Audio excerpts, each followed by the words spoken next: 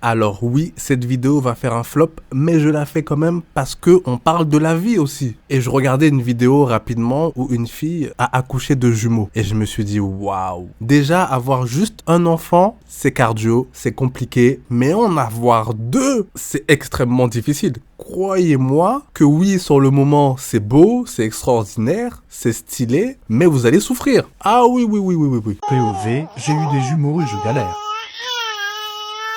Déjà, vous allez avoir 2 fois plus de pleurs. Quand un va se réveiller dans la nuit, automatiquement, il va réveiller l'autre. Et croyez-moi, c'est un problème. Vous pouvez vous en sortir si les deux font leur nuit de la même manière, mais si ils sont totalement différents, vous allez vraiment avoir des difficultés. Le changement de couche. Déjà qu'un enfant, tu vas changer les couches 4, 5, 6 fois dans la journée. Ça peut être plus, ça dépend de son transit.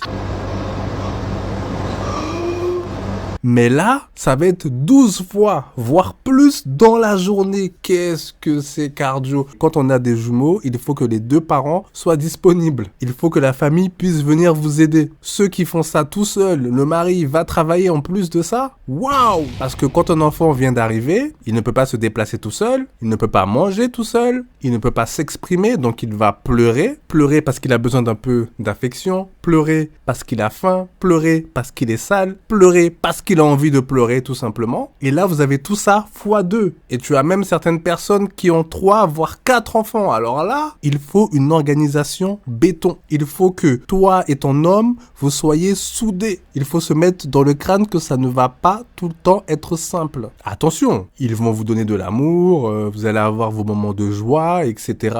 Tout n'est pas catastrophique. Mais physiquement, ça va être dur. Quand un va tomber malade, à 99%, il va refiler sa maladie à l'autre. Et 2 enfants malades, waouh! Déjà que moi, quand il y a un enfant enrhumé, c'est quelque chose que je n'aime pas parce qu'il va avoir du mal à respirer, il n'a pas le réflexe de respirer par la bouche, il ne va pas dormir, c'est extrêmement compliqué, tu sais que tu vas passer une sale nuit. Si tu penses pouvoir dormir, oublie. Les couples qui ont résisté à des jumeaux ou voire plus, franchement, chapeau, vous êtes des héros, vous êtes des gens solides physiquement et mentalement, vous avez su préserver votre couple, vous avez su élever vos enfants, chapeau. Avoir une poussette extrêmement lourde avec 2 enfants. Vous pouvez le voir, c'est super simple de mettre et enlever les cosy. Les sorties, c'est toute une organisation. Déjà qu'avec 1, il faut penser à tout, mais avec 2, il faut penser à tout fois 2. Même si vous êtes les plus organisés du monde, même si vous avez des gens pour vous aider, vous n'allez pas avoir énormément de temps pour vous. C'est sûr, et ça, il faut l'intégrer. Il faut intégrer que pendant 1 an et demi, vous allez consacrer votre vie aux enfants. Assurez-vous que financièrement, vous soyez aussi très bien. Parce que les couches et le lait, croyez-moi que ça coûte cher déjà. Il va falloir réduire votre budget drastiquement, éliminer quelques abonnements, les achats superflus. Parce que à 20 € la boîte de lait, si votre enfant supporte bien ce lait, bien sûr. Parfois, vous êtes obligé d'aller acheter un lait en pharmacie qui coûte encore plus cher. Et cette boîte de lait à 20 € pour un enfant, parfois, ça ne tient même pas la semaine. Donc, croyez-moi, à partir de 4 mois, voire un petit peu plus, commencez à intégrer la nourriture. Les purées, fait maison, bien sûr. En tout cas, c'est le mieux si vous n'avez pas le choix. Faut acheter les petits pots.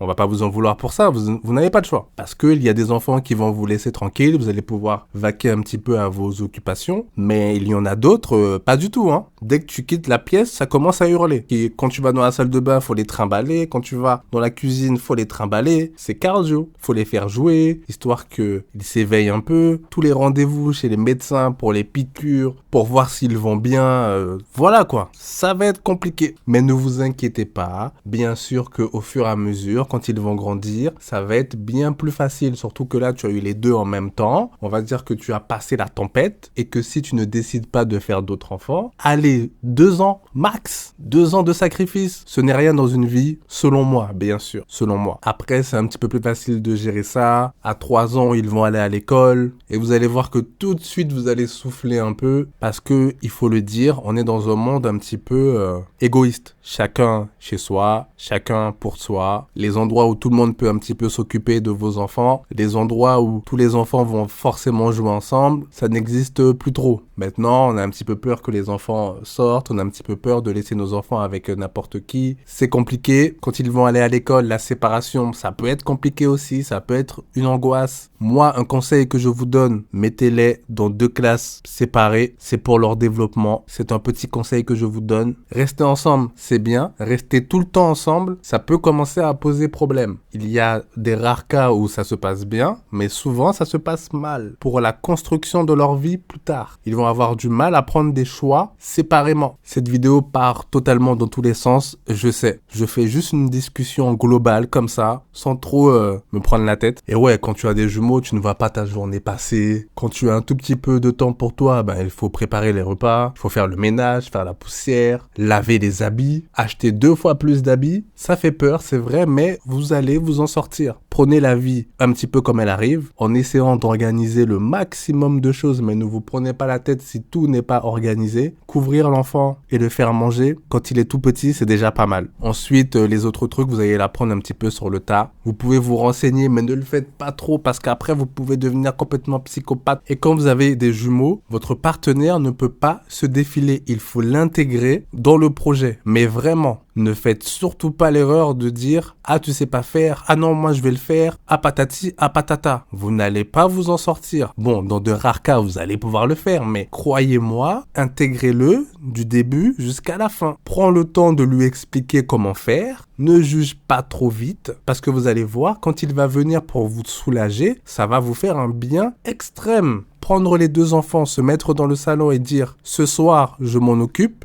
Toi, va regarder une série, endors-toi tranquillement, mange tranquillement, je suis là, c'est utile. Ça fait vraiment du bien, surtout quand vous, monsieur, vous allez travailler. J'ai dit monsieur parce que c'est la généralité, ne venez pas m'attaquer. Bref, dire à votre femme ou à votre mari, si c'est lui qui s'en occupe le plus souvent, ce soir, sors un peu, va te vider l'esprit, c'est très important. Faire une purée, ce n'est pas difficile. Et je parle d'une vraie purée. Par exemple, une purée de carottes, tu prends tes carottes, tu le fais à la vapeur, tu l'écrases, tu mets légèrement un peu de sel, c'est pas la mer à boire. On vous a pas demandé de faire un plat gastronomique. Prendre un filet de poisson, un peu de sel léger, vraiment léger, l'affaire est terminée. Il n'y a rien de compliqué. Les gens qui viennent vous dire faire à manger pour un enfant c'est compliqué, c'est faux. Selon votre alimentation, selon votre religion, selon tout ça, légumes, de toute façon les légumes c'est universel, un peu de viande, quand l'enfant peut en consommer bien sûr, c'est tout. On t'a pas demandé d'aller cuisiner un homard. Essayez d'éviter les sucreries. De toute façon, si vous faites ça, vous vous tirez une balle dans le pied tout seul. Vous lui donnez un truc